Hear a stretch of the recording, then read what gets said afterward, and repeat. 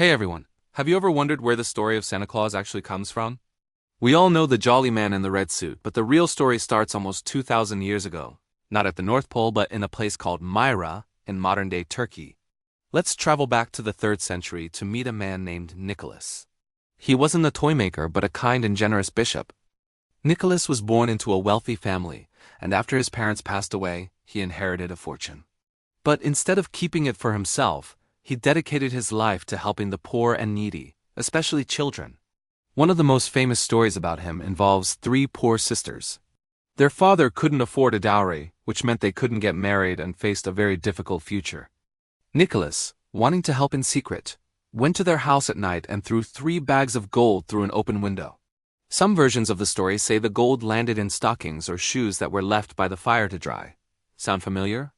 This act of secret gift-giving became his signature. After his death, he was recognized as a saint, Saint Nicholas, the protector of children. So how did a Turkish bishop become the Santa we know today? The legend traveled across Europe. In the Netherlands, he was known as Sinterklaas. Dutch settlers brought this tradition with them when they came to America in the 17th century. They would celebrate the feast of Saint Nicholas on December 6th, leaving out shoes for Sinterklaas to fill with treats. The big transformation happened in the 19th century, right here in America. In 1823, a poem called A Visit from Saint Nicholas was published.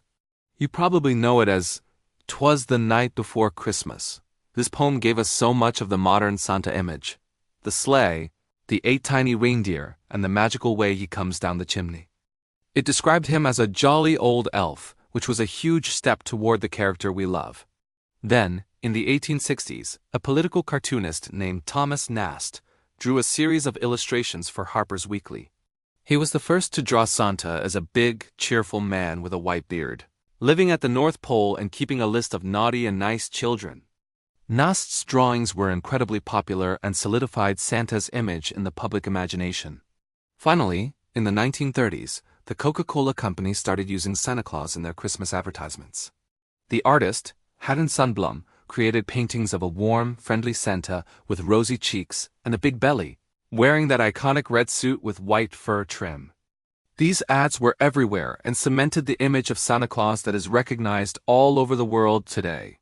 So, from a kind-hearted bishop in ancient Turkey to a magical figure at the North Pole, the story of Santa Claus is a beautiful blend of history, folklore, poetry, and art.